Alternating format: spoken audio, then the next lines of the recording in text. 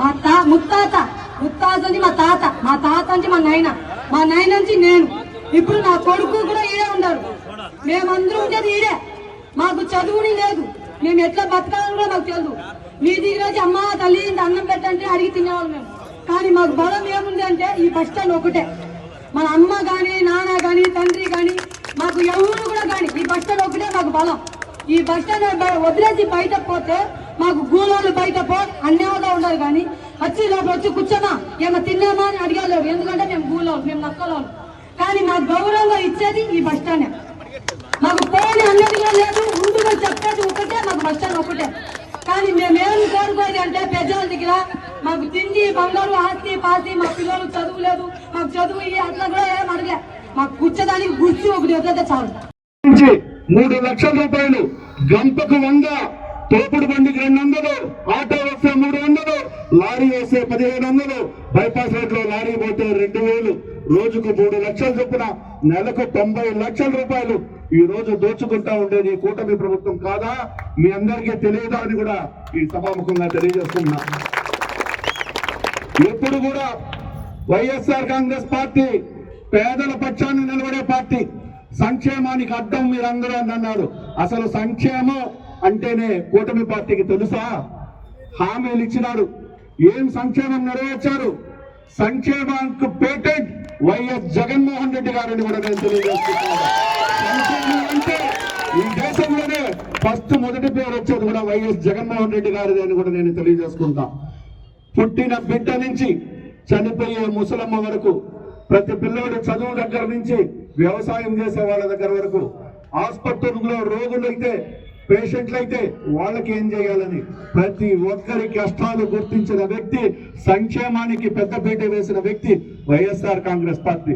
ఈ రోజు సంక్షేమానికి మీరు అడ్డుపడుతున్నారని కూడా ఇక్కడ డిజిటల్ బోర్డ్ లో వెలిసింది పెద్దదిగా. కాబట్టి సంక్షేమం అంటే తెలియని వ్యక్తులు పెట్టారని కూడా నేను తెలియజేస్తున్నా. ఈ రోజు మీరు రోడ్ల మీద అమ్ముకుంటున్నారు. చార్టెడ్ ఫ్లైట్లో తిరిగే వాళ్ళకి మీ కష్టం ఏం తెలుస్తుందో మీరు ఒక్కసారి ఆలోచించండి.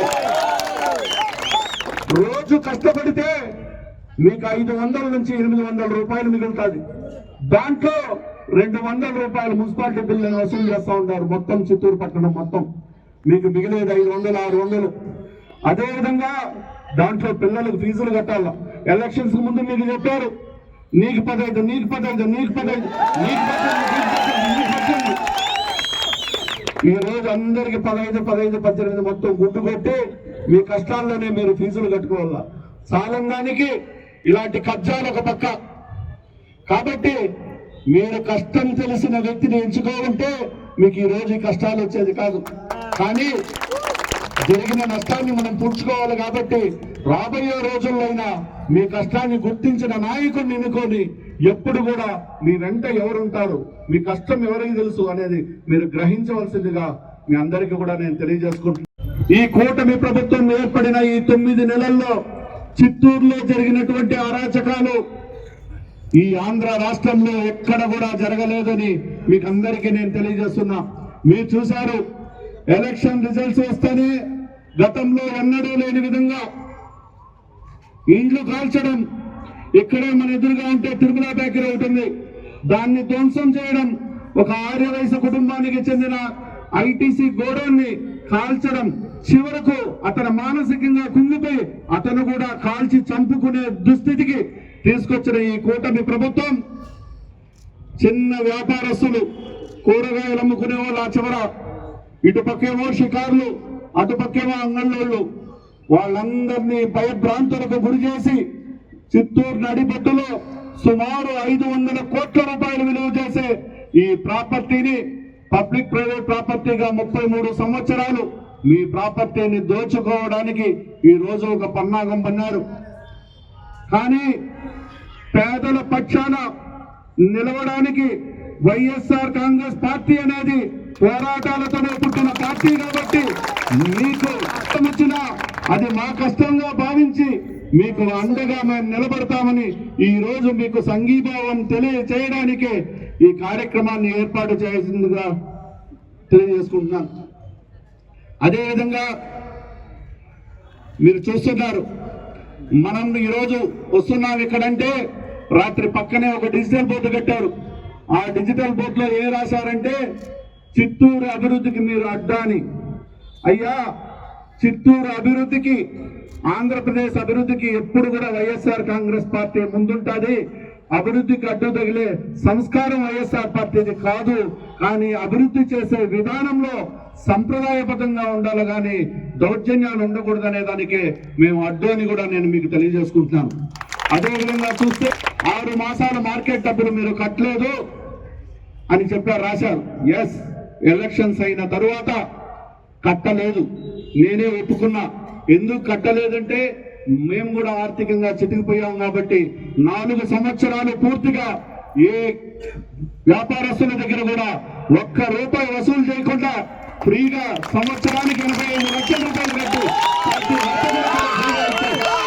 కానీ ఈ రోజు మేము ఆపితే ఈ 3 మాసాలకు టెండర్లు వదిలి రోజుకు 2.5 లక్షల నుంచి 3 లక్షల రూపాయలు ముక్కు పిండి వసూలు చేస్తూ ఉండేది మీరు కాదా అని నేను ఈ సభాముఖంగా మిమ్మల్ని అందరినీ అడుగుతా ఉంటా. చాలా అత్యుత్సాహం చూపిస్తున్నారు. ఎందుకో వాళ్ళకంత అత్యుత్సాహం అర్థం కావడం లేదు. ఆ అధికారులు ఎక్కడున్నా, ఏ ప్రభుత్వం ఉన్నా వాళ్ళకు ఉద్యోగం ఉంటుంది. ఏ ప్రభుత్వంలో అయినా వాళ్ళ ఉద్యోగస్తులే. రాజకీయ నాయకుల కంటే 5 సంవత్సరాలే ఉద్యోగం, దాని తర్వాత గెలిస్తేనే మళ్ళీ.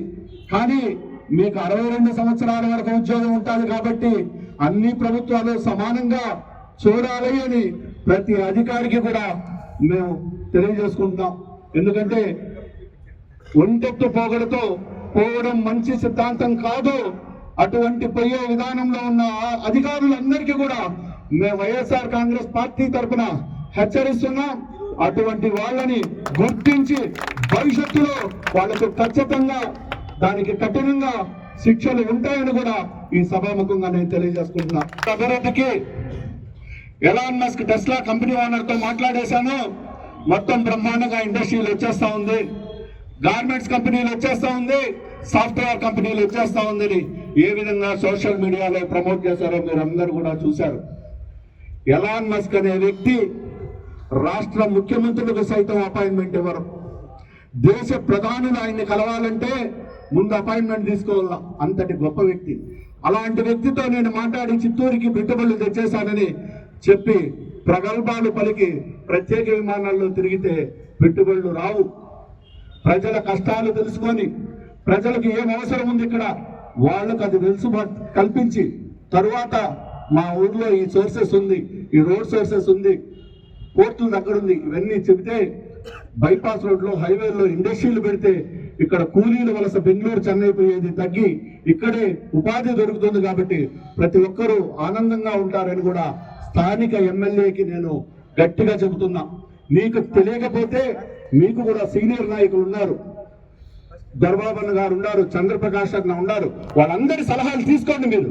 అంతేగాని మీరు ఒంటెత్తు పోగొడుతూ పోయి పేదల కడుపు కొట్టని ఈ సభాముఖంగా తెలియజేసుకుంటూ ఈ పోరాటం మొత్తం అందరూ ఐక్యంగా ఉంటేనే మనం విజయం సాధించడానికి కుదురుతుందని కూడా మీకు తెలియజేసుకుంటూ ఉద్యమ స్ఫూర్తితో వచ్చిన నాయకుడు మన కరుణాకర్ రెడ్డి అన్న కాబట్టి